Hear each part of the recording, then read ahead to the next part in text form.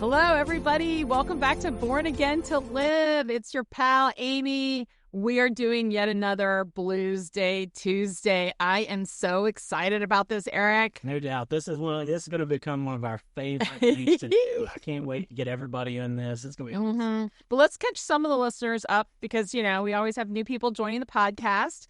But Big Blue is the teen center where Eric and I volunteer. It's how we met. It's where we often broadcast from. And boy, it is a community effort that just takes a small army of just dedicated believers that know that if we just faithfully show up and do what God has called us to do, we're going to make an impact in this world. Yes. And last week we interviewed Steve Shook, the chairman of the board and one of the founding people of Big Blue. So this week we have our current sitting board treasurer and core team member, Pastor Robert Oakley, with us. Yeah, and we've often called him Pastor O because it's shorter, but what he didn't know is for years we just call him PO for short. And then one time, thanks, Amy. one time Eric looks at him and says PO, and he goes, "Who?" Yeah, he didn't even know what we're talking about. So we apologize, but no, it makes it funnier that he does do a lot of treasury stuff, because PO stands for purchase orders. So There you go. really, and the Bible is full of heroes, Pastor O, that were given nicknames. So PO is, it's much like the number 40. It's a statement. It's not a nickname. It's a statement about you.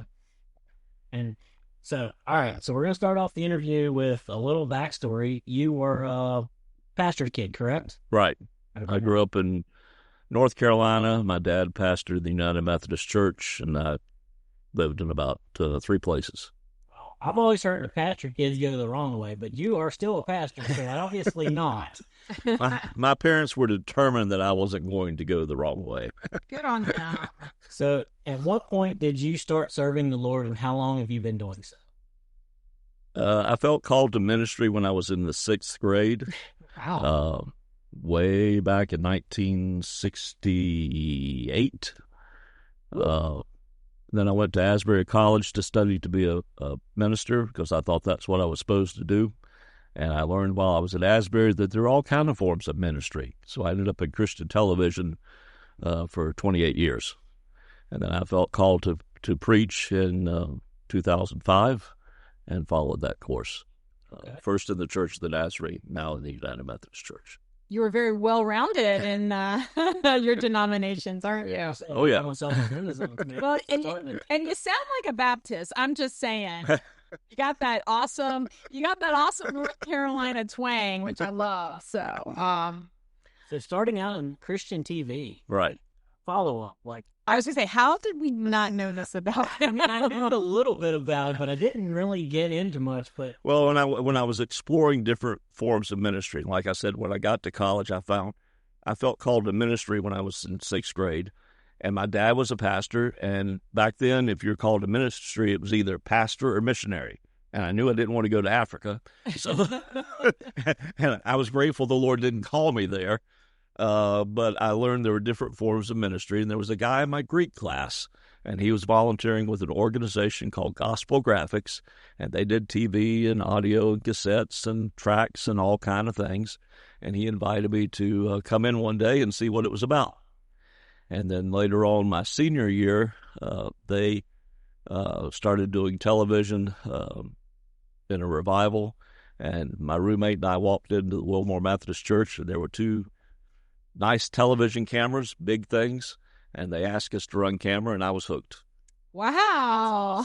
That's so cool. We're always telling our listeners, just because we're all called to be the church, but man, that does look a lot of different ways. It does. It does. And we've mentioned on previous episodes, you talked about going to Africa. When Jesus called us to go, he just meant in your going. So your ministry didn't have to go to Africa, but Right. you had your own ministry. So I have video. it's cool how God worked. I have videotapes that went to Africa and on IE and on ships across the sea, merchant marine ships. Wow. So really, PO is the broadcasting expert here at this table, Eric. It certainly isn't us little podcasters. He's probably better at this than I would be. Probably. I don't know about that, but You have the better voice of the 3. Let's just say that. Yeah. So how did you get involved in Big Blue? Well, I've always been involved in team ministry in some form at all my churches, and even before that, back when I was living in Kentucky and had a business there after the ministry, I was involved in team ministry. So when Steve formed or Jan, I guess, formed the initial committee, I wasn't in on that, but when they started over across the street, and I keep pointing there, but this is a podcast, but across the street at the carnival grounds, I went to some of those, and when they said they were going to organize, then I was part of I believe I was part of the organizing board, yes. It's okay. Amy always calls them viewers, so we're good. Yeah, I know. Viewers or readers, because like we're always talking about reading the Bible, so I call them readers as if we're in a. Yeah, I spend more time in television part than the radio. So you were here from the get-go. Yeah. Not from the first committee, but from this building. Yeah. Yes, So from you this building. get the initial building funds and all that, right? No, I came in right after that. Okay. I would come by, and Todd Straudelman and others would be in here building this floor up, and Chris would be in here wiring, and I was in the thick of seminary, and so I came more on board after that. But you witnessed the harrowing events of Steve Shook having jeans made into jorts. Oh, yes. I saw it with my own eyes. You'll never forget how it is. No. So great. Well, and I want to share just a little tidbit about Pastor O. We do call him the big heavy on core team because he is the enforcer of all legal, all insurance. Like, you do things by the book. That is your superpower, the big heavy. Yeah. He's had to correct me a few times. I'm a more wing it kind of person. Really? Erica hadn't noticed. 80-some podcasts hadn't noticed that whatsoever. I know. It's a mystery who I am. All right. So you started serving the Lord at a young age. If you were to give advice to a new Christian or someone who is seeking the Lord, what would your advice be? Seeking the Lord, get in the Word. Steve's. Get in the Word. Mm-hmm. Granted, my parents tried to get me in the Word, and it took a long time because growing up, King James was the prevalent translation, and I wasn't into the these and the thous and the thus saith.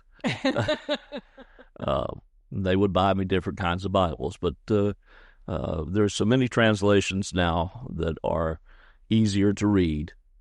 I use the New Living Translation a lot. The New Century is written to the third grade level. Wow. There's a lot of translations. There's a lot of ways to get it. You can just do it on your phone. The Word is so much easier, accessible, I think. So get into Word and get into prayer. That's where we get our strength. Good advice. Yeah, the listeners know a lot about translations. Amy and I often switch between translations, and actually, it's kind of, I'll just put this in. Pastor O said, now I'm going to have to learn how to listen to this. So Yep. we might have a new listener, but Yay. I told him to binge listen like Chris Montgomery and listen to all episodes in 2 days. Oh, we'll see. Got a lot of driving in your future. Yes. Yeah, sadly, Pastor O, he is the pastor here at the church that actually sits right next to Big Blue. And at the end of June, he will be moving. And we're sad to say that he will be getting less of a role here at Big Blue, but at the same time, we're hoping he can stay on in any capacity because he is a vital member of this group. And we're a tight-knit group here, and I'm glad to say that we can interview people and that they don't have a problem with this, that they love being with us, and that we just get along and we know stories about each other. Well, and it's like the Bible verse, like those that refresh others will they themselves be refreshed. And I feel like as a core team, like we are a tight-knit group. We are in the trenches together, but we have so much fun just all of us hanging out. So, yeah. Awesome, Amy. And what's some of the other, do we want to share the other designations? Well, my DJ name is Amy Armageddon. So, yeah, we all have nicknames here. Except for Eric, but we'll think of one. But and again, in our core team chat, like we always do prayer requests. And we share good updates and things. I mean, Amy's mom went through a surgery, and we had an update, and we were all waiting with just, yay, we're happy that everything went good, and that's how good the Christian fellowship of our group is. I believe that we can share those moments. We can share the low moments. We can share the high moments, but we're always rooted in Christ. Yeah. Right. And We've had some good laughs on that chat, too. Hey, Pastor Oakley, do you remember that time Eric was ranting about something completely unrelated to Big Blue and I called him out on it? Oh, yeah. we went over the sending the text to the wrong group. Because it was like one day and I was still laughing about it 4 days later. But, You don't ever live that one. yes. Probably not. All right. So I asked you earlier, do you have a verse? And I think you gave us two, but do you have a verse that you stand on? And I always call it standing on.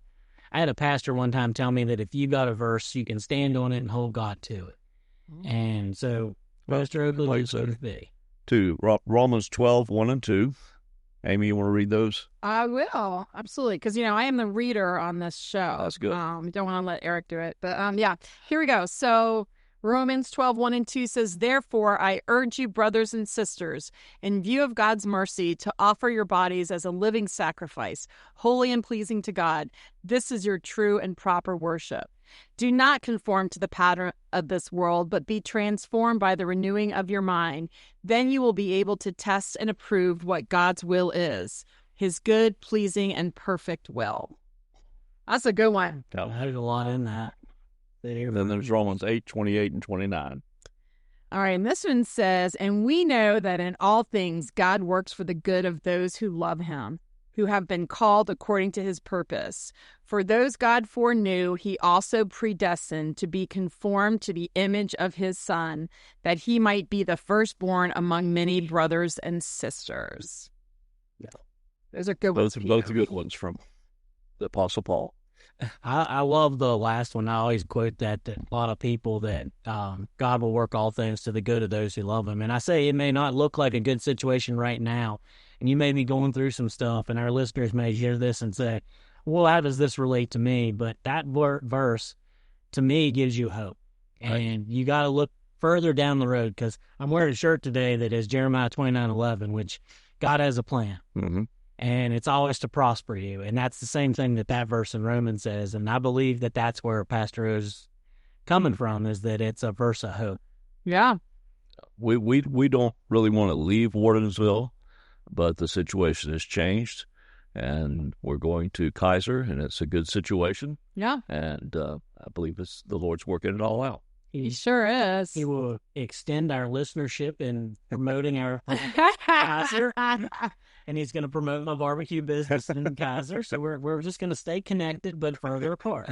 Well, and he still does all the jobs at Big Blue that nobody wants to do. Like, you should see these financial reports that PO can crank out. I get dizzy just reading them, but I'm glad somebody knows what's happening here, because I just show up and, like, I don't know. Yeah, I love when we get to a meeting and he shows us the treasure. Everybody goes, so we have money? That's always what we say. Oh, here's money. Great.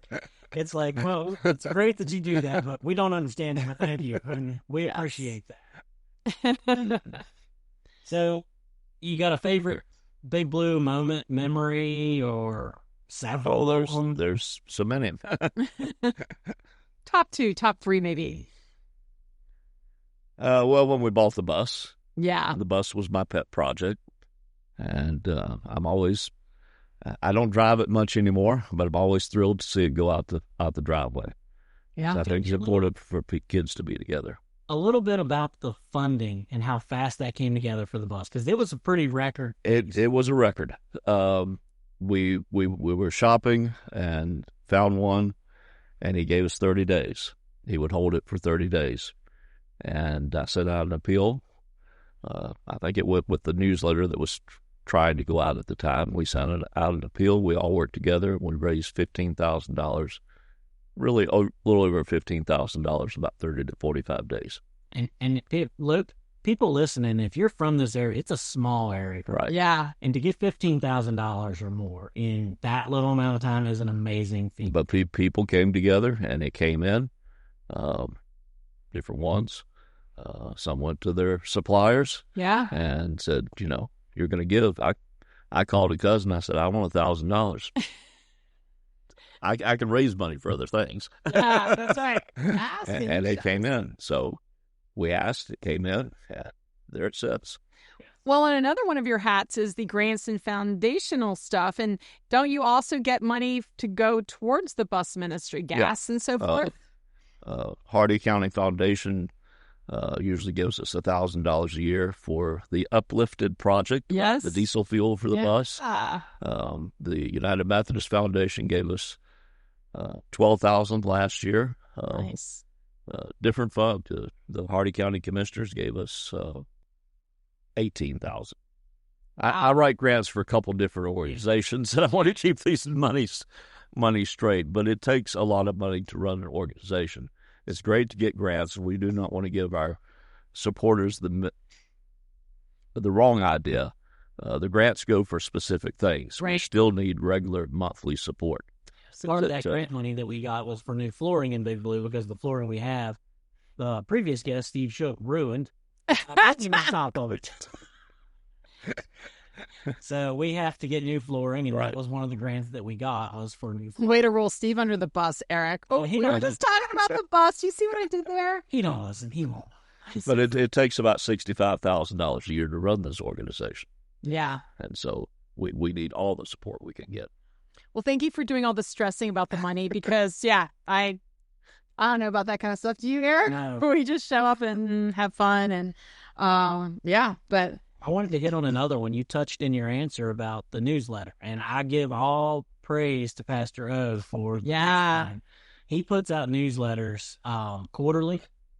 3 times a year. 3 times a year. Okay. Well, either way, he asked us to write articles a lot of times, but he goes through the process of organizing and printing and folding and sending in the mail, doing all of that work. And it's a little project, but at the same time, it has a huge impact, because from that, we do get funding and we get support and we get people knowing what's going on here at Big Blue. Mm-hmm. And I really love that you do that, and I hope you can continue to do that. I think I can. Yeah, great. But how many newsletters did you send out last time? Do you remember? Right around 3,200. Woo! That's a lot of people. We cover the Wardensville, Zip, Baker, Lost City, and Matthias. And next we got to get Kaiser, so. Yeah. Well, Pio, Steve was just talking about how he wants to grow the Big Blue presence. So maybe we can have a Big Blue Kaiser someday. That's something that we can be boldly praying for, right? Yeah, we talk about bold prayers. That's one that we have. Definitely. The Potomac State is there. The church is very much wanting to do some campus ministry there. So nice. There's a tie-in. There sure is. See, God, it's like he knows what he's doing. Isn't that crazy? So we're coming close to our time, but we do appreciate you being here, Pastor Oakley, and I'll open it up if you have anything you'd like to say about Big Blue or the podcast or anything that touches your heart. Big Blue is a great organization. I think it's important to have this ministry to our teens. I'd like to see one in every community throughout West Virginia. It's kind of a dream of mine.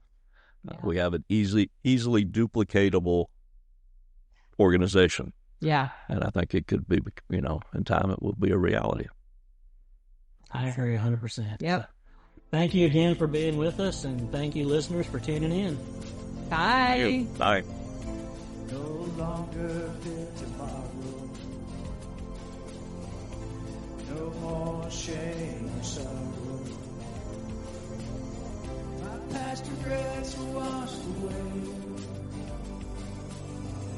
I'm ready to start a brand new day. Hey guys, thanks again for joining us today. We want to make you a part of the conversation. So please visit our Facebook page at Born Again to Live the podcast and leave a note or a comment, questions, prayer requests. We just want to hear from you.